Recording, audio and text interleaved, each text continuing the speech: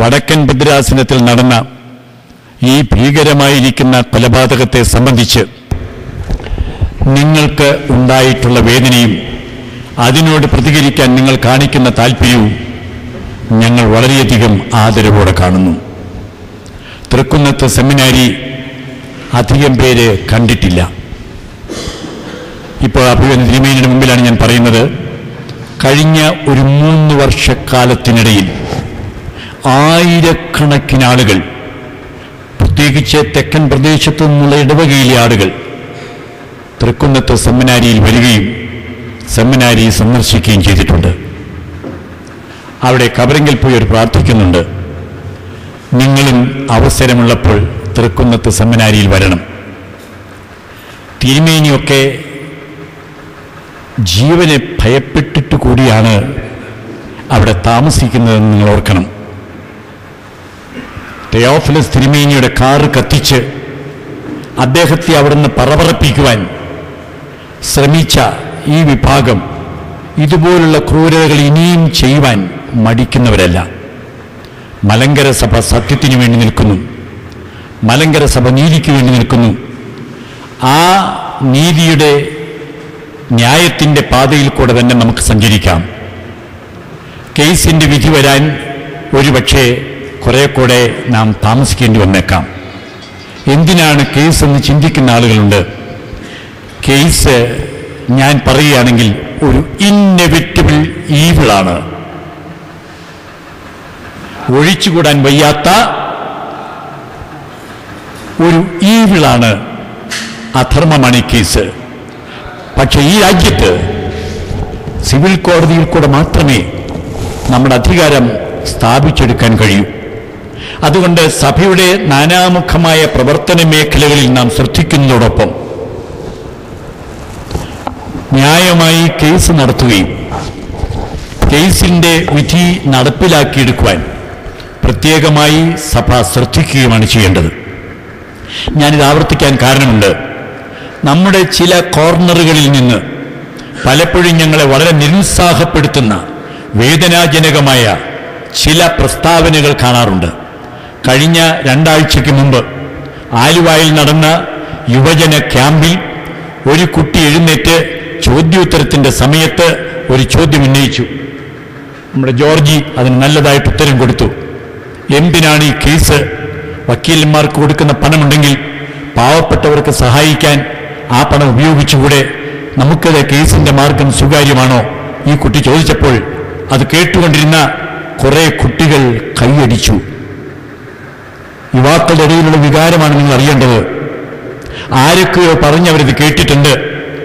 അതിനുശേഷം ആ കുട്ടി തന്നെ പറഞ്ഞു, എന്നെക്കൊണ്ട് ഈ ചോദ്യം ചോദിപ്പിച്ചതാണ്, ഈ ചോദ്യം എൻ്റേതല്ല. പ്രിയപ്പെട്ടവരെ, നിങ്ങൾ അതിൻ്റെ യാഥാർത്ഥ്യങ്ങൾ അറിയണം. മലങ്കര സഭ ന്യായമായ രീതിയിൽ ജീവകാരുണ്യ പ്രവർത്തനത്തിന് പണം ചെലവാക്കുന്നു. കാതോലിക്കാ ദിനപ്പിരിവിൻ്റെ 1 പൈസ പോലും കേസിന് വേണ്ടി ചെലവാക്കുന്നില്ല.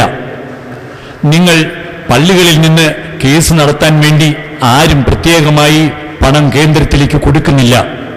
പരുമല തിരുമേനിയുടെ കബറിങ്കിൽ നിന്ന് തിരുമേനി ചെയ്തു തരുന്ന വലിയ സഹായത്തിൽ നിന്നാണ് കേസിൻ്റെ കാര്യത്തിൽ എന്തെങ്കിലും നമുക്ക് കിട്ടുന്നതെന്ന് നിങ്ങൾ ഓർക്കണം. അതോടൊപ്പം മറ്റൊരു കാര്യവും കൂടെ ഞാൻ നിങ്ങളോട് പറയുകയാണ്. പരുമല പള്ളി പാത്രീർക്കീസുകാർക്ക് അവകാശപ്പെട്ടതാണെന്നും പരുമലപ്പള്ളിയിലെ വരുമാനം ഓർത്തഡോക്സ് സഭ എടുക്കുന്നത് തെറ്റാണെന്നും അവിടെ റിസീവർ ഭരണം വേണ്ടതാണെന്നും പറഞ്ഞ് പാത്രീർക്കീസ് വിഭാഗം കേസ് ഫയൽ ചെയ്തു. നിങ്ങൾക്കറിയാമായിരിക്കും അത്. എന്താ, നമ്മൾ കേസിന് പോകണമോ?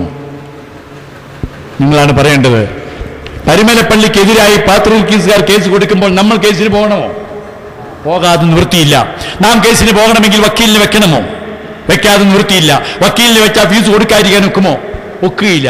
അതുകൊണ്ട് ന്യായമായ അധികാരങ്ങൾ, അവകാശങ്ങൾ സ്ഥാപിച്ചെടുക്കാൻ ഈ രാജ്യത്തെ നിയമം അനുസരിച്ച് കോടതിയെ സമീപിക്കുകയേ മാർഗമുള്ളൂ.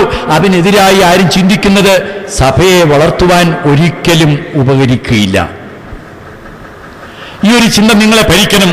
നിങ്ങളും മറ്റുള്ള ആളുകൾക്ക് ഇത് പറഞ്ഞ് ബോധ്യമാക്കണം. നിങ്ങൾ അതിനോട് സഹകരിക്കുകയും ചെയ്യണം.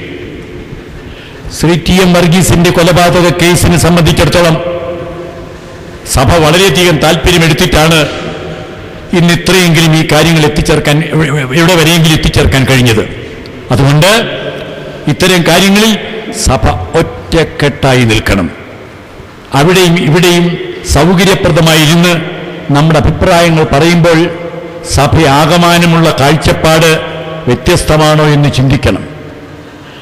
അപ്പോസ്തലൻ പറഞ്ഞ പോലെ ശരീരത്തിലെ ഒരു ചെറുവിരലിന് വേദനയുണ്ടായാൽ ശരീരം മുഴുവനും വേദനിക്കുന്നു. അങ്കമാലി ഭദ്രാസനത്തിലെ ഒരച്ഛനോ ഒരിടവകയ്ക്കോ ഒരു വ്യക്തിക്കോ ഉണ്ടാകുന്ന വേദന സഭയുടെ വേദനയായി കാണുവാൻ നമുക്ക് കഴിയണം. പ്രബുദ്ധരായിരിക്കുന്ന പുതുപ്പള്ളി ഇടവകക്കാരും ഈ സംഘടനയിലെ അംഗങ്ങളും ഇവിടെ കൂടിയിട്ടുള്ള നിങ്ങൾ ഓരോരുത്തരും പല പള്ളികളിൽ നിന്ന് വന്നിട്ടുള്ള എല്ലാവരും ഈ കാര്യത്തിൽ കാണിക്കുന്ന താല്പര്യം ഞങ്ങളെ വളരെ സന്തോഷഭരിതരാക്കുന്നു. നിങ്ങളുടെ ഈ സഹകരണം, കേസിൻ്റെ വിധിയോ അന്തിമമായ വിധിയുടെ സ്ഥിതിയോ അതിനെക്കുറിച്ചൊന്നും നാം വറി ചെയ്യേണ്ടതില്ല. കേസ് അതിൻ്റെ വഴിക്ക് പോകട്ടെ. ജനങ്ങളുടെ കോടതിയിൽ TM വർഗീസിനെ പാത്രീർക്കീസ് നേതൃത്വം വകവരുത്തിയതാണ് എന്ന് ബോധ്യപ്പെട്ടു കഴിഞ്ഞിരിക്കുന്നു.